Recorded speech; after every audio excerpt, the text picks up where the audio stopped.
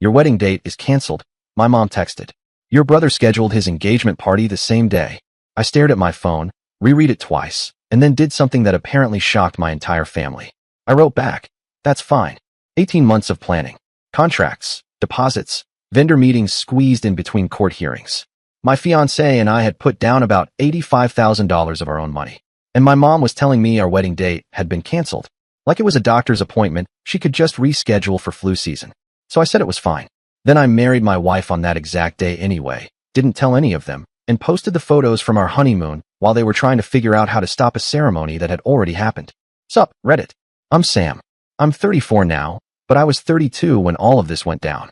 I'm a litigation attorney in a mid-sized city in the Midwest. Think, we have sports teams, but nobody vacations here on purpose.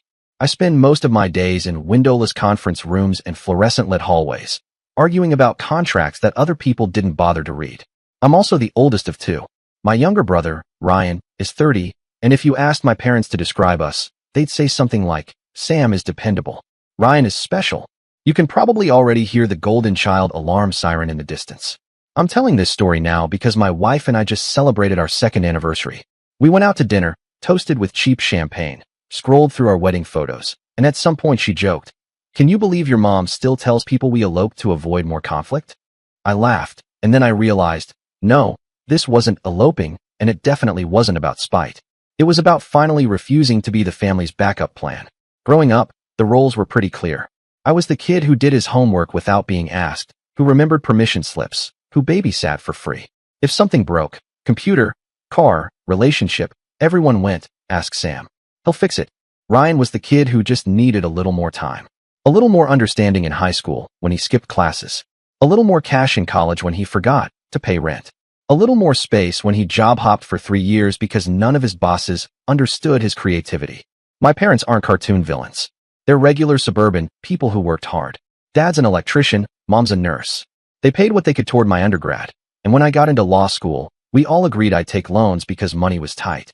No hard feelings. I signed the papers, did the grind, graduated. Then, during my second year of law school, Ryan dropped out of his graphic design program 3 states away because, according to him, the vibes were off. He came home, maxed out a credit card my parents had for emergencies only, and totaled their car a month later. I found out about all of that when my mom called me crying because the bank was threatening to sue over the card. The car insurance had jacked up their rate, and they were behind on the mortgage.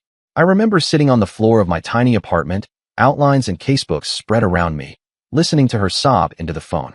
Sam, honey, you're so good with this stuff. Can you look at the paperwork?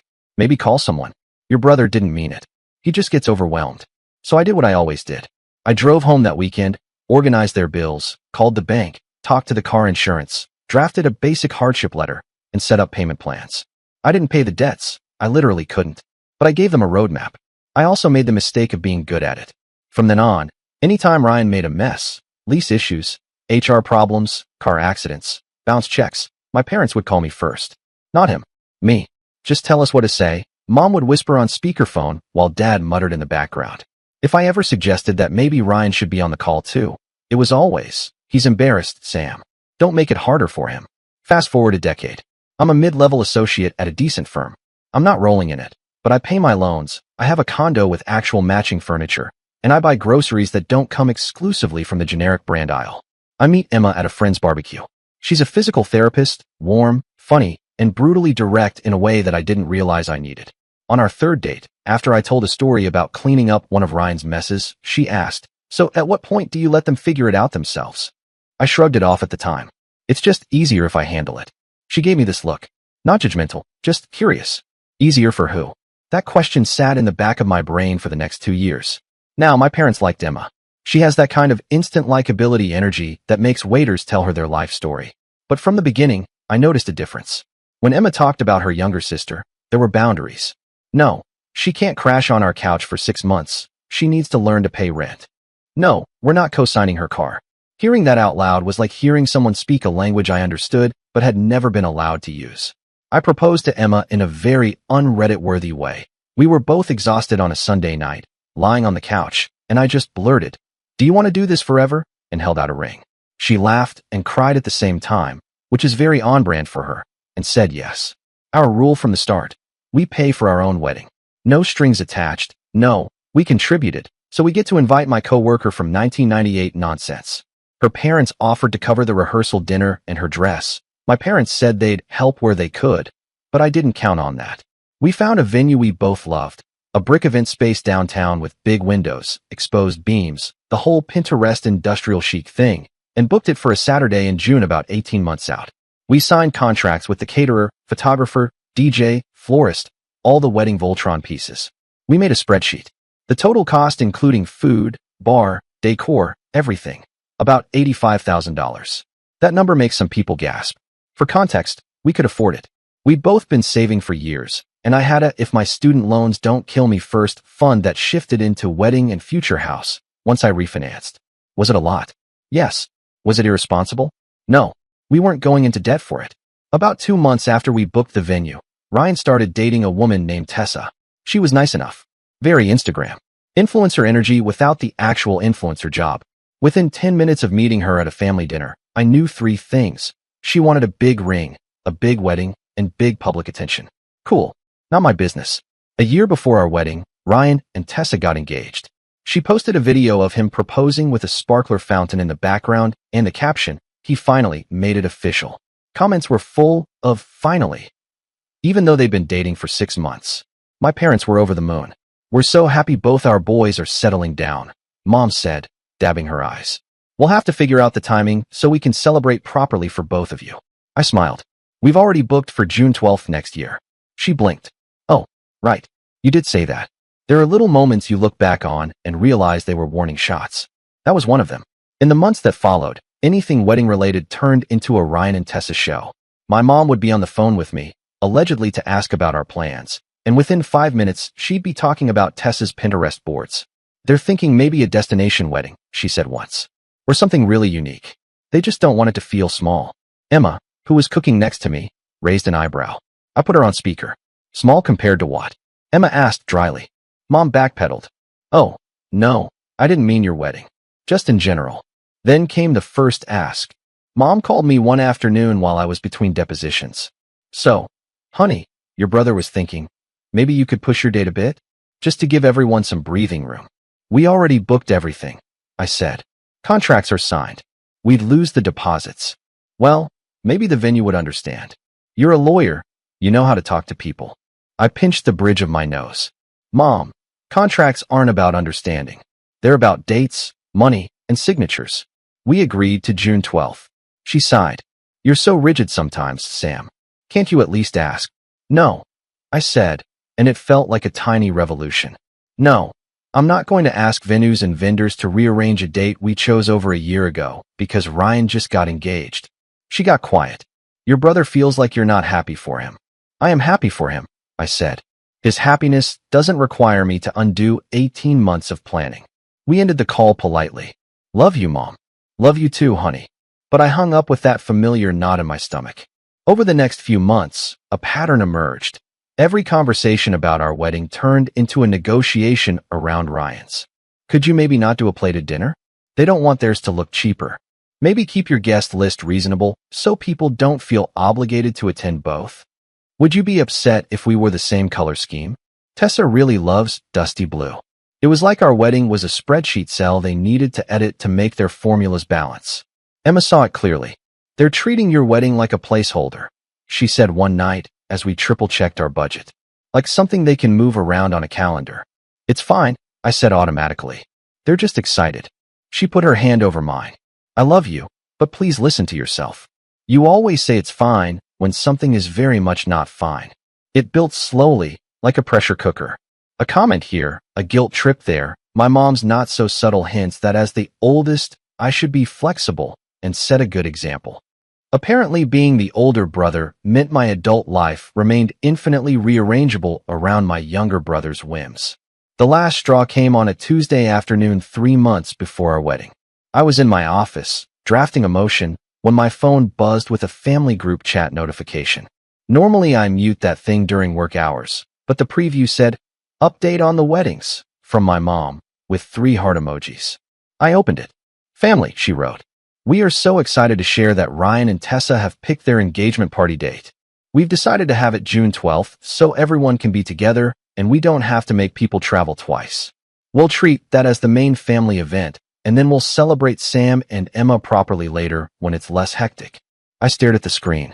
Then another message came in, this time directly to me, separate thread. From Mom. Your wedding date is canceled.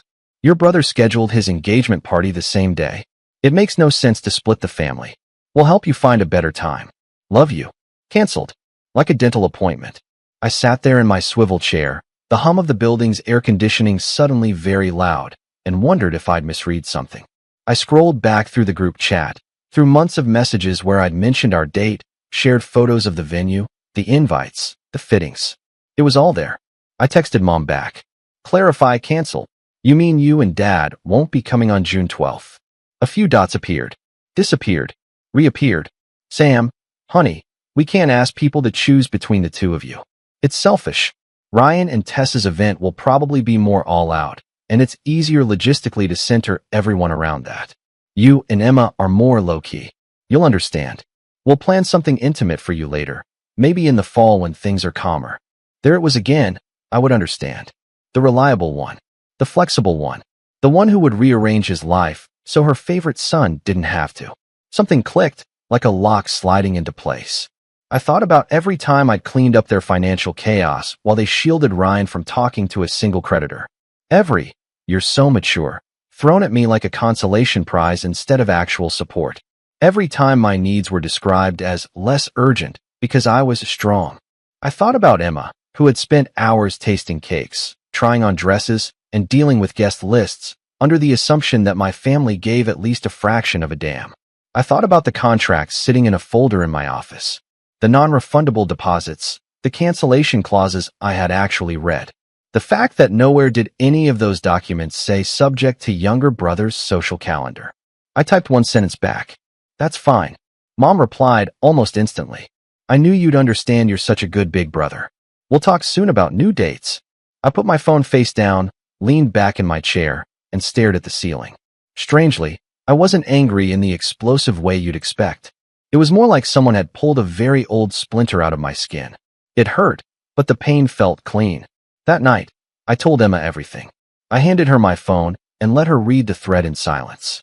She finished, set the phone down carefully, and looked at me. Okay, she said. We have options. Option 1, I said, half joking. We cancel the wedding, elope to Vegas, and send them a postcard. Tempting, she said. Option 2, we move it and bend over backwards to keep the peace, and you resent them forever. Hard pass. Option 3. She paused, eyes narrowing slightly in the way she does at the gym when she's about to add more weight than the trainer suggested. Option 3 is that we stop acting like they own the day just because they share your DNA. I blinked. What does that look like, practically? You're the lawyer, she said. What do the contracts say?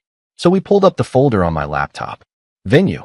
Full amount due 30 days before. No date changes without a 50% penalty. Caterer.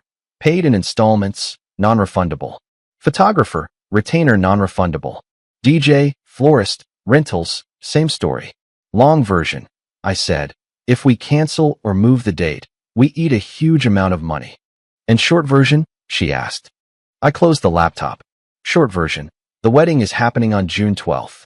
She smiled slowly. Good.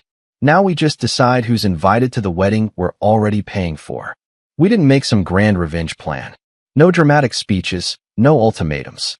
That's not our style. Instead, we did something my family genuinely did not expect. We treated our wedding like it was ours. Over the next week, we quietly adjusted our guest list. Originally, about 150 people, with maybe 70 from my side, including cousins, family friends, and assorted people my mom had insisted on. We'd already sent save the dates, but not formal invitations yet. We cut it to 85. Mostly Emma's family, our close friends, and a few of my relatives who had consistently treated me like a human being and not an emergency hotline. We met with the venue and, as calmly as I argue emotion, I explained. There may be some family drama. If anyone shows up saying the event is canceled, they are mistaken. The only people authorized to make decisions are me and Emma. The coordinator, a woman in her 50s who had clearly seen some things, nodded slowly. Got it, she said. We've had situations before. We'll have security at the door with the guest list. No one comes back to the ceremony space unless you've approved them. I sent my parents one more text, just to be technically transparent. Hey Mom, just so you know, Emma and I are keeping the June 12th booking. We understand you'll be hosting Ryan's engagement party that day. We'll miss having you there, but we're not changing our plans. She called within 30 seconds. Sam, what do you mean you're keeping it? We just told everyone it's not happening. Then tell them it is, I said. My voice was steady, even to my own surprise. Or don't. Your choice. That's not fair, she said. Family comes first. We can't split everyone like that. It's selfish. I took a breath. Mom, you didn't ask us before you announced your plans. You told me my wedding was canceled without even checking the contracts or what it would cost. You made a choice. I'm making mine. The day is booked. We're getting married. She started to cry, then got angry midway. You're doing this to punish us. To punish Ryan. You know he's always struggled, and you've always handled things better. Can't you be generous just this once? Mom, I said softly. I have been just this once for 30 years. Silence. I'm not asking you to cancel anything. I continued. If you want to make the engagement party the main family event, go for it. People can attend whichever they want or both, if they really feel like driving back and forth. But we're not rearranging our wedding around my brother's engagement party. She sniffed. So that's it. That's it, I said. We would love to have you there. But we're proceeding either way. We ended the call with that awful, brittle politeness that feels sharper than yelling. In the weeks that followed, I heard through the grapevine, via an aunt who does not believe in discretion, that my parents were telling everyone we'd postponed our wedding, that we were being sensitive about overlapping dates, that I was maybe not ready yet, and that's why I'd agreed to focus on Ryan first. I didn't correct them, not because they were right, but because arguing with a false narrative they needed to protect themselves wasn't my job anymore. I had already spent too many years being the family fact-checker. Instead, I focused on Emma, on work, on logistics. I lived my life. The week of the wedding, I took the days off, blocked in my calendar as trial prep, because lawyers are weirdly more respected when they're allegedly in court. Emma took time off too. We confirmed with every vendor, triple-checked the ceremony time, dropped off decorations at the venue. 2 days before, Mom texted, "Don't forget Ryan's engagement party starts at 3 on Saturday. We'll be doing photos earlier." Everyone's so excited. I stared at it, showed it to Emma, and we both just shook our heads. Our ceremony was at 2 p.m. The morning of our wedding, I woke up before my alarm. The hotel room was dim, the city still quiet. For a moment, that old familiar anxiety stirred. Am I doing something terrible? Am I breaking my family? Then Emma rolled over, hair a mess, eyes half open, and mumbled, "You're thinking too loud." I laughed. Nervous. A little, she admitted, but also weirdly calm. "We're not doing anything wrong, Sam." "I know," I said. "I just wish it didn't have to be this split."